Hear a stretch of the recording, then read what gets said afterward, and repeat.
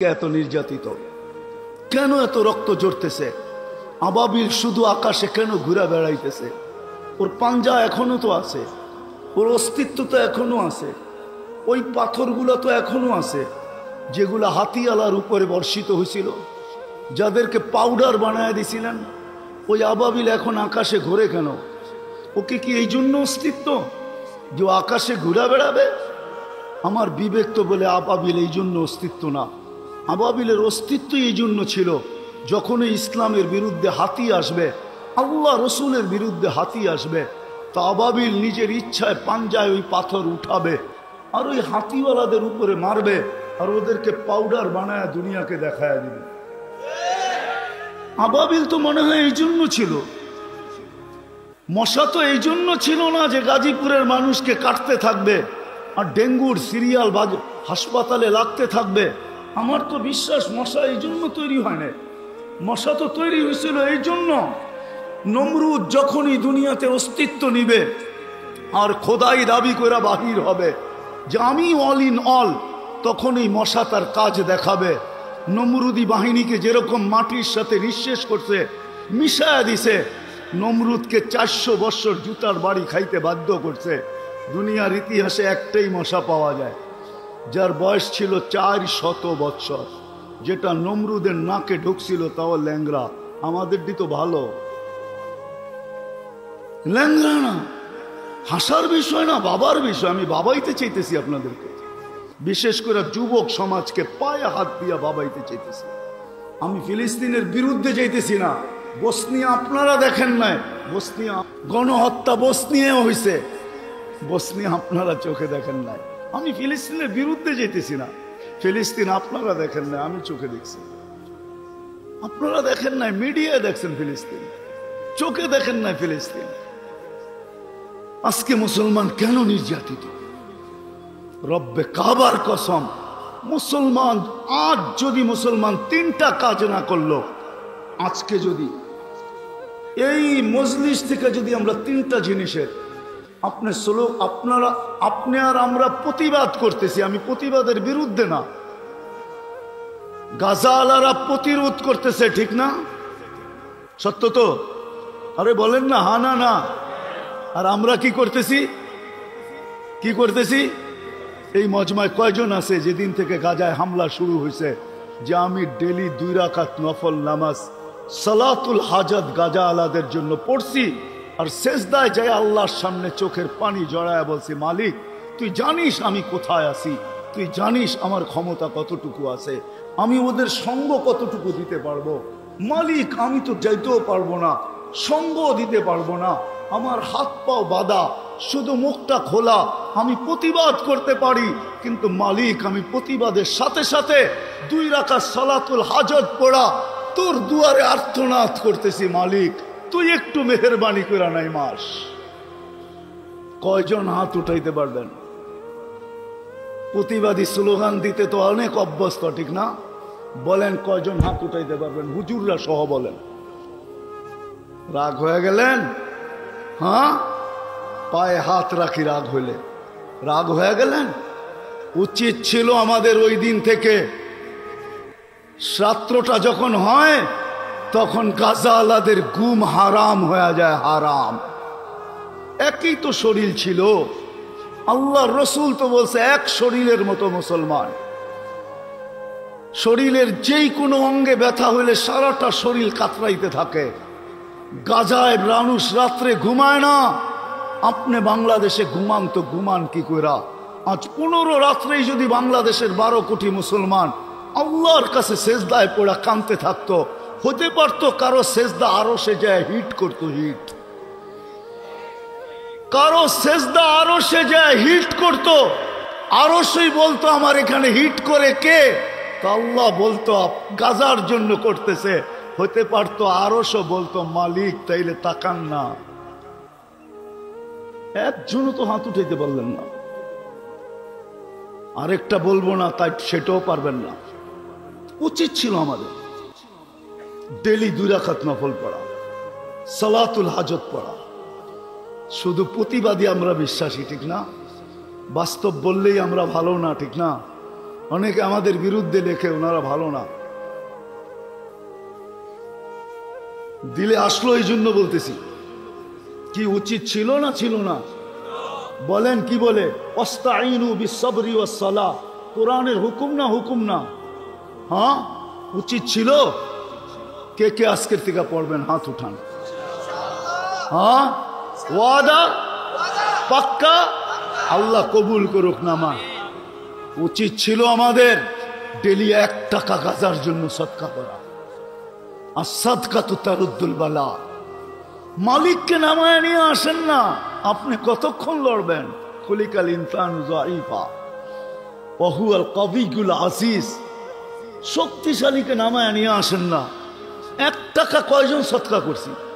উচিত ছিল ডেলি 1 টাকা সদকা করা। নিয়ত করেন 1 টাকা ডেলি গাজার নামে সদকা করেন, যে আল্লাহ গাজার মুসলমানদের জন্য, ফিলিস্তিনের মুসলমানদের জন্য, সারা দুনিয়ার মুসলমানের জন্য 1 টাকা সদকা করলাম।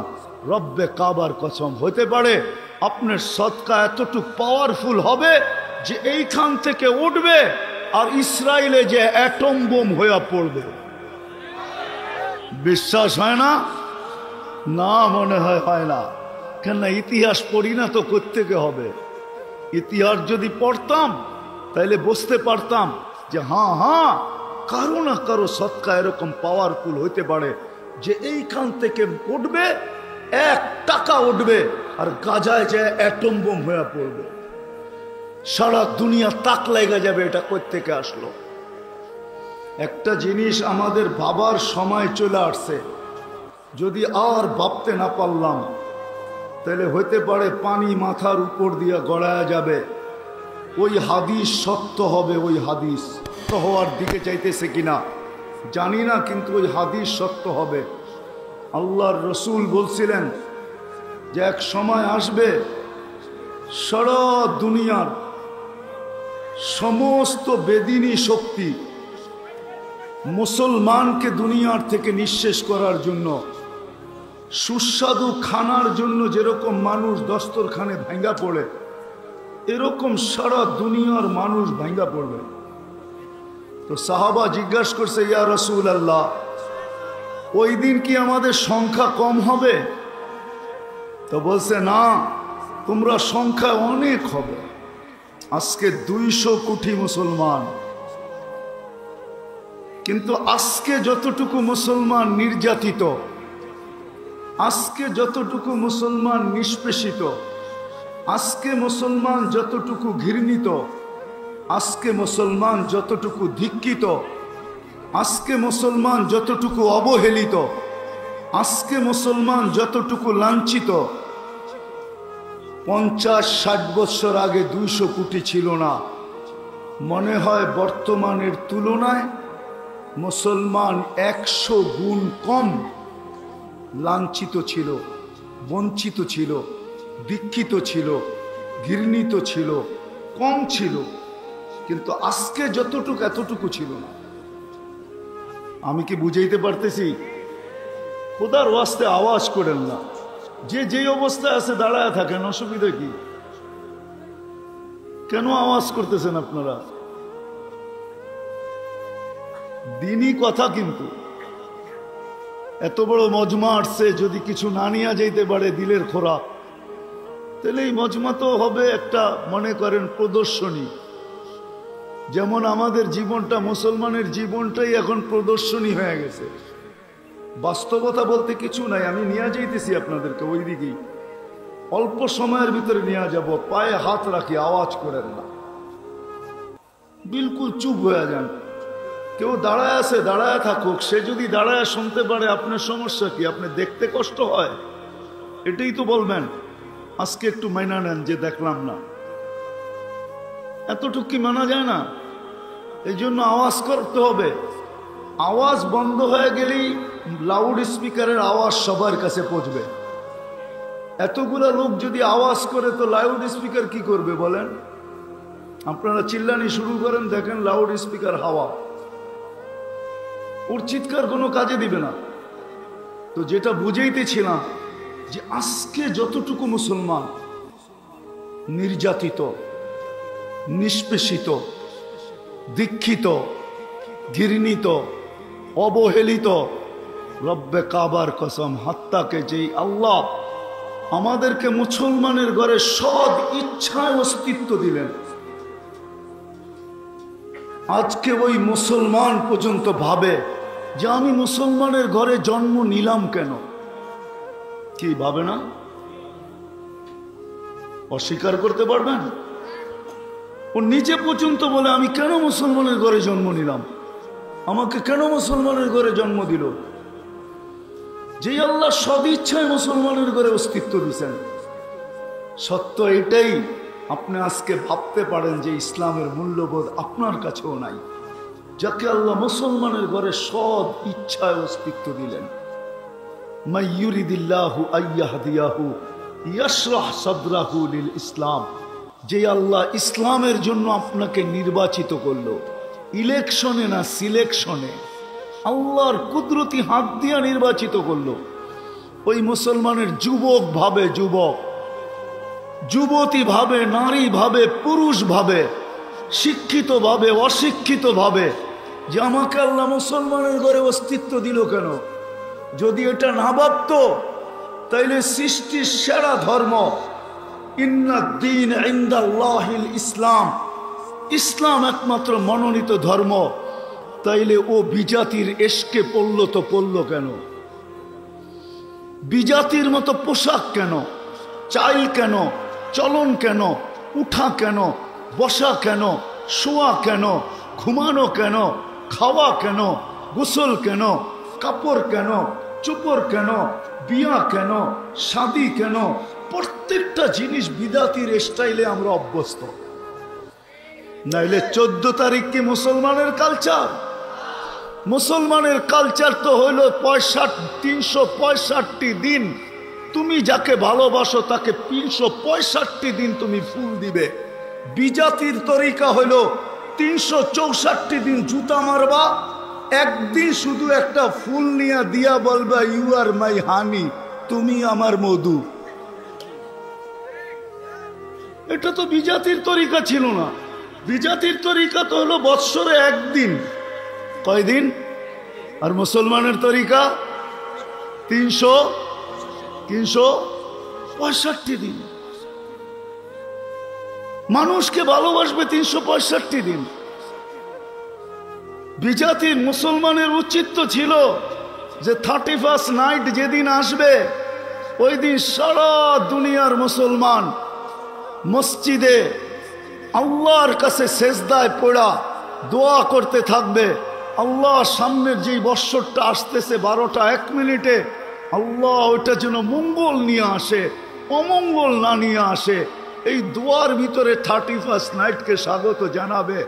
মুসলমানের রীতি তো এটা ছিল না যে প্রত্যেকটা বাড়ির ছাদকে 31st নাইটের রাস্তা, প্রত্যেকটা বাড়ির ছাদকে 31st নাইটকে বিজাতির মতো স্বাগত জানানোর জন্য স্টেজ বানায় ফেলবে। এটা কি ছিল? বিজাতিও তো এতটুকু করে না। আমি তো 31st নাইট আমেরিকাতে দেখছি, এত তো করে না যত বাংলাদেশে করে। আমি তো 14 তারিখও আমেরিকাতে দেখছি, এত ফুল তো কেউ কিনে না যত ফুল বাংলাদেশে কিনে। ওরা তো বেশির থেকে বেশি একটু দেখা হলো, গালে গাল লাগাইলো আর একটা মুচকি হাসি দিয়া কইলো ইউ আর মাই হানি, বাস এতটুকুই শেষ। মনে হয় গাজীপুরের মানুষ আমাকে নতুন করে বুঝাইতে চাইতেছে, ঠিক না? দুনিয়া ঘুরা তো দেখা ফেললাম, আমরা তো অতিরঞ্জিত। কেন? গাজীপুরের মানুষকে ভাবাইতে চাইতেছে, চিন্তায় বাধ্য করতে চাইতেছে। দিলের ভিতর থেকে বলতেছি, দিলের ভিতর থেকে। আমি বক্তা না, আমার আগে মিজানুর রহমান সাইদ সাহেব পড়ে গেছেন, বাংলাদেশের গ্র্যান্ড মুফতি। ওনার পরে আর কথা বলার সুযোগ নাই। বসছি যখন তাইলে দুটা কথা বলেই যাই, লম্বা হবে না, ধ্যান দিয়া শুনলে আশা করি বুঝে আসতে পারে। মশা তো এই জন্য তৈরি করছিলেন আল্লাহ, যে নমরুদি বাহিনী যখনই দুনিয়াতে আসবে তাকে নিঃশেষ করার জন্য। চিৎকারের ফেরেশতা তো এই জন্য তৈরি করেন নাই যে ও জীবনে একবার চিৎকার দিবে আর নাকে তেল দিয়ে ঘুমাবে। চিৎকারের ফেরেশতা তো এই জন্য তৈরি করছিলেন, যখনই মানুষ যখনই মানুষ প্রযুক্তিতে মাতাল হয়ে যাবে, মাতাল, আজকে যেরকম আমরা প্রযুক্তিতে মাতাল, তখনই চিৎকারের ফেরেশতা চিৎকার দিয়ে সবার আকলকে ঠিকানায় আনবে। এই জন্য চিৎকারের ফেরেশতা ছিল। আমি তো চোখে দেখা বলতেছি, কওমে সালেহকে ধ্বংস করছে ওই গ্রাম আমি দেখে আসছি, ওই শহর আমার দেখা আছে, এই দুই চোখে দেখা আছে, ওই বাড়িঘর আমার দেখা আছে। যারা পাহাড় খচিত করে বাড়ি বানাইতো, বলতো জমিন তো পেশাব পায়খানার জন্য, চাষাবাদের জন্য, এটা থেকে বাস করার জন্য নাকি? ওরা পাহাড়ে বাস করতো, পাহাড়ে এখনো রাখা আছে। অ্যাড্রেস নিয়ে যান আমার থেকে। বাতাসের ফেরেশতা তো আল্লাহ এই জন্যই তৈরি করছিলেন যে যখনই দুনিয়াতে আল্লাহ রসুলের বিরুদ্ধে কেউ মান আসাদ্দু মিন্না কুওয়া, সুপার পাওয়ার বইলা দাঁড়াবে, ওকে খেজুর গাছের মতো ধরাশায়ী করার জন্যই বাতাসের ফেরেশতা তৈরি।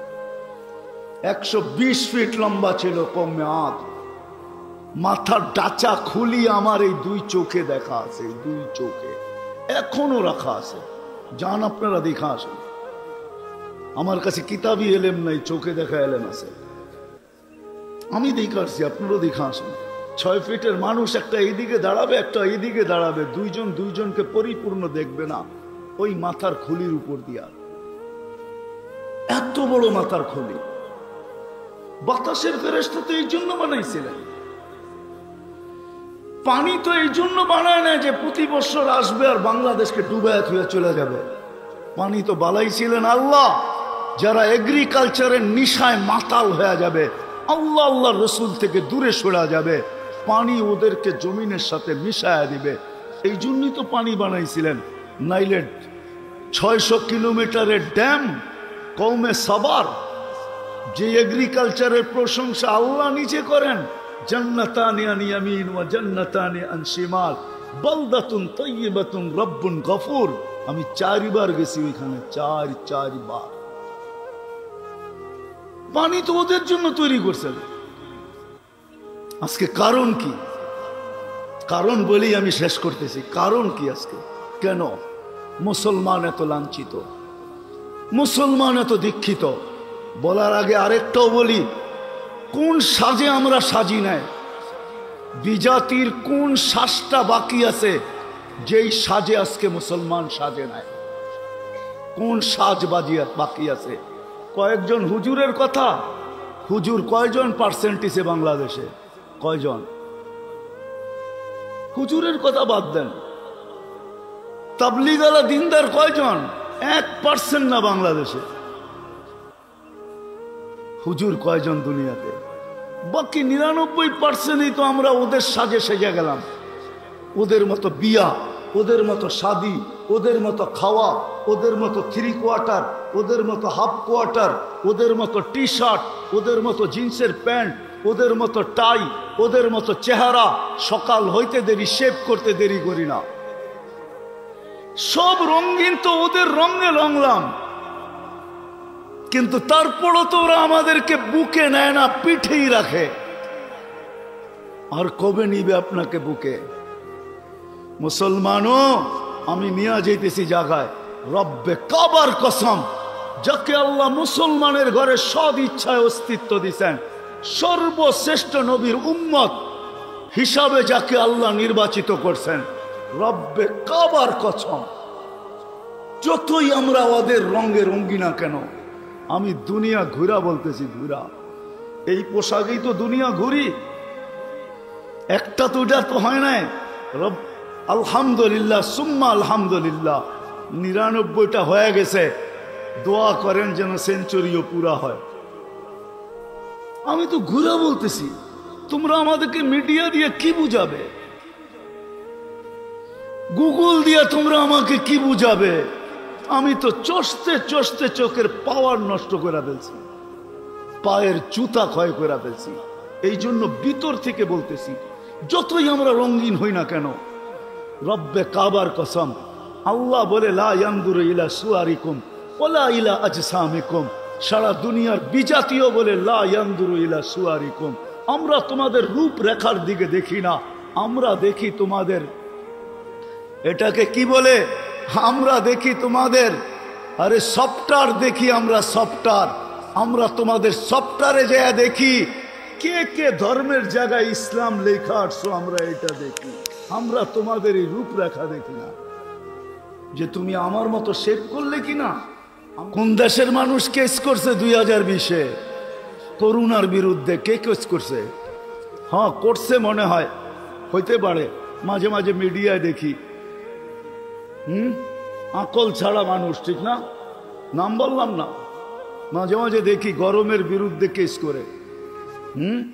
হ্যাঁ, ওরে নিয়ে গেলে মনে হয় পাপনাও রাখবো না, কইব আমাদের এখানে রুগীর একটা কোয়ালিটি আছে, এটা কোয়ালিটি ছাড়া রুগী এটা চলবো না আমাদের, ঠিক না? ঠিক না? করোনার বিরুদ্ধে কে কেস করছে? তো যেটা বলতেছিলাম মেরে দোস্ত, এতক্ষণ পরে ঠিক জায়গায় এসে যেটা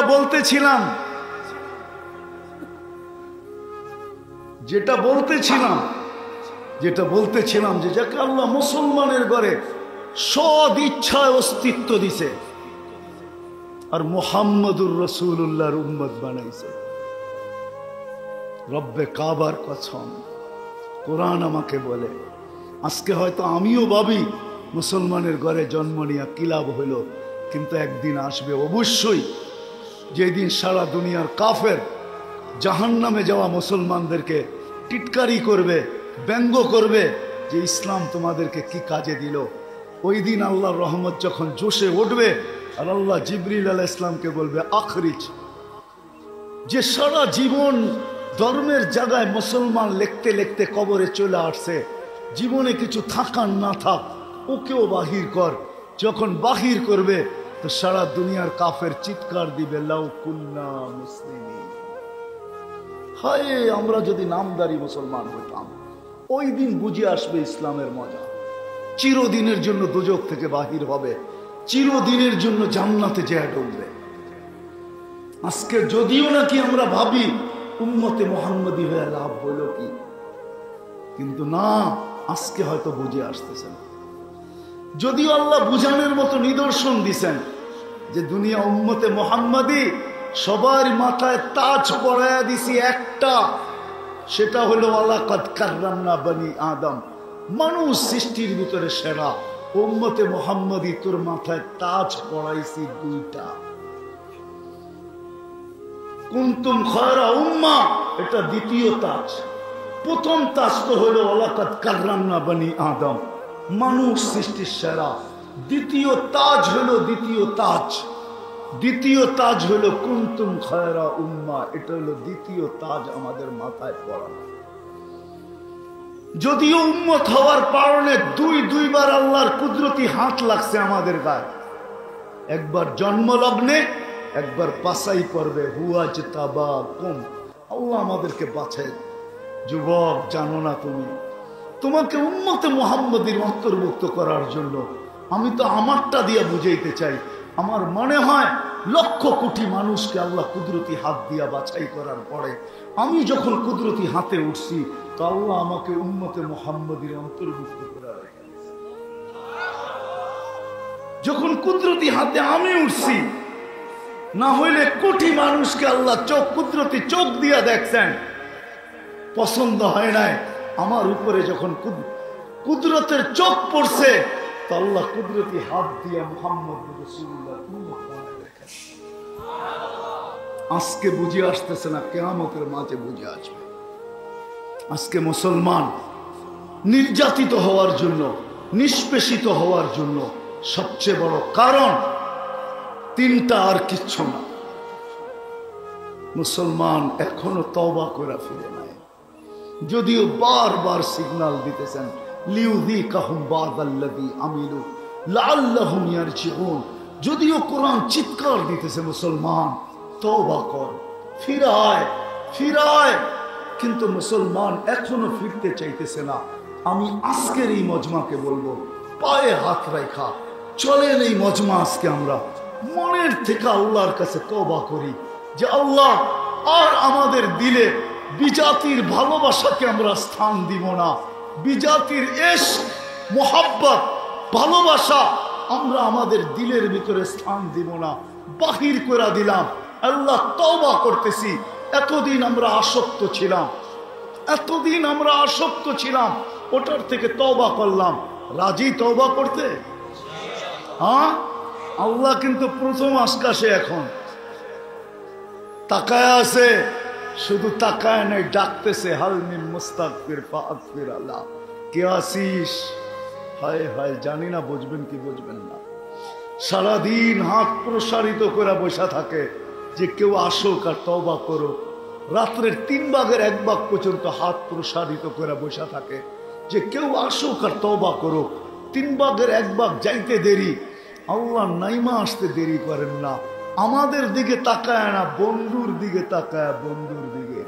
কেননা বন্ধুর সাথে প্রতিশ্রুতি দিছি, বন্ধুকে লজ্জিত করব না, বন্ধুকে লজ্জিত করব না, রাজি করে ছাড়বো।